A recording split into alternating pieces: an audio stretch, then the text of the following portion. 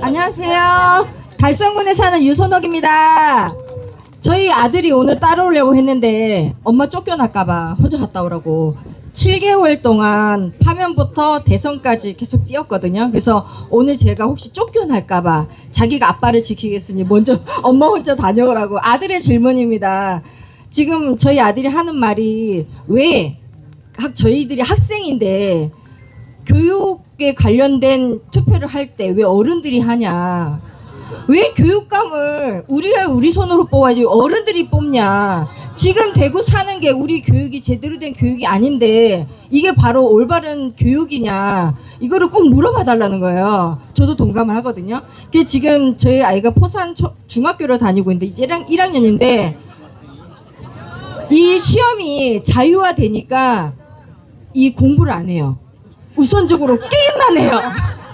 게임에 너무 푹 빠져가지고 원래 초등학교 때 좀 잘하던 아이였는데 지금 게임에 너무 빠져서 이 교육감 잘못 뽑는 바람에 저희 아들이 제발 부탁이니까 교육감은 학생들에게 꼭 투표권을 달라는 의견을 주셔가지고 꼭 물어봐 달라고 답변을 듣고 오라고 해서 질문합니다. 이거는 당대표 공약을 뛰어넘는 부분인 것 같은데요. 예. 개인적인 제 생각만 좀 말씀드려도 될까요? 개인적인 제 생각이에요.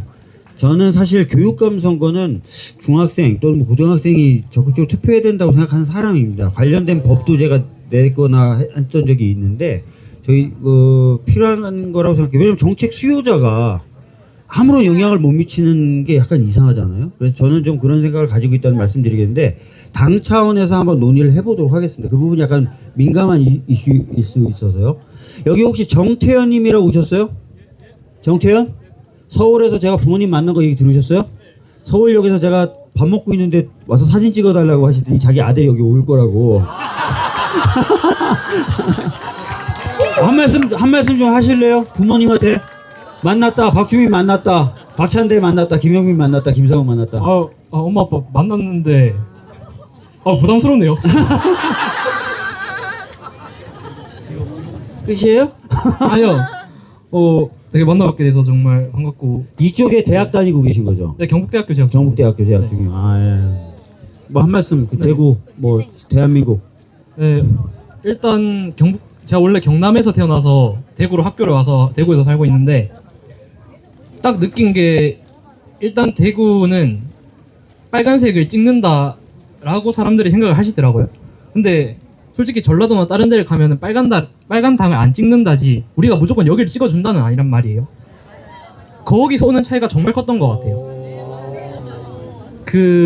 어차피 우리를 뽑아주니까 우리는 뭘 해도 될 거다 라는 마인드랑 어차피 우리는 안 뽑아주니까 죄송해요, 다시 할게요.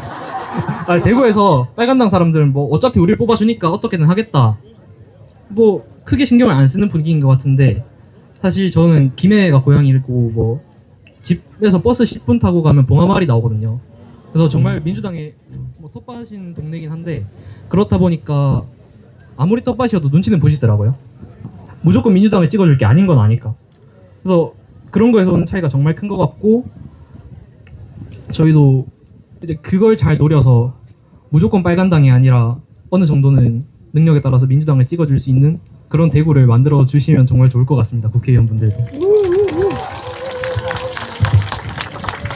예, 아까부터 계속 안경 쓰신 파마하신 분이 계속 저렇게 손 드는데 마이크 좀 주세요. 예.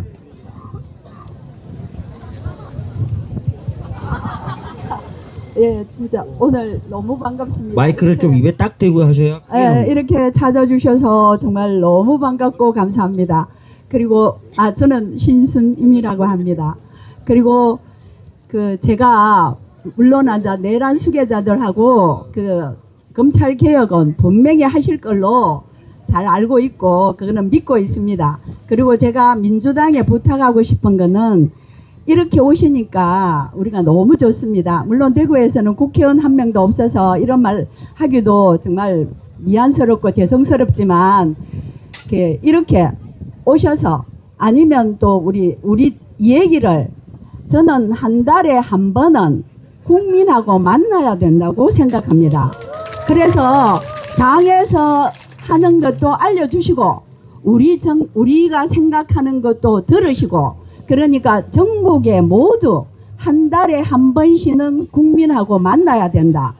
그 유럽에도 그렇게 하거든요. 그리고 제가 이제 생각하는 것은 저는 이제 첫째 우리나라에서 해야 되는 거는 제가 3가지가 있는데 첫 번째는 가짜뉴스 건절입니다. 근데 그거 독일에는 가짜뉴스 건절을 몰락할 만큼 합니다. 그 제작하거나 유포하면 못 살도록 합니다. 아시죠? 그 왜 우리는 그걸 안 합니까? 그래서 저는 민주당 국회의원한테도 왜 이렇게 안 하냐? 그렇게 생각. 첫 번째는 그거. 두 번째는 국민소환제. 윤석열이 국민소환제 됐으면 언제 나갔어야 됐습니다. 그러니까 국민소환제 꼭 필요합니다.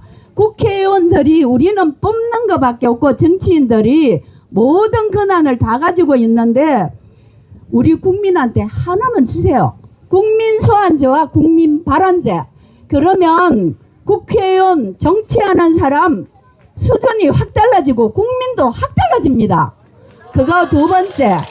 그리고 제가 생각할 때는 세 번째는 국가의 교류입니다. 교류 왕래, 통일을 미뤄두고도 국가의 교류 왕래가 되면 그리고 유럽까지 철도가 개통될 것이고 그러면 우리나라에서는 50%의 안 좋은 것은 다 감해질 수 있다고 생각합니다.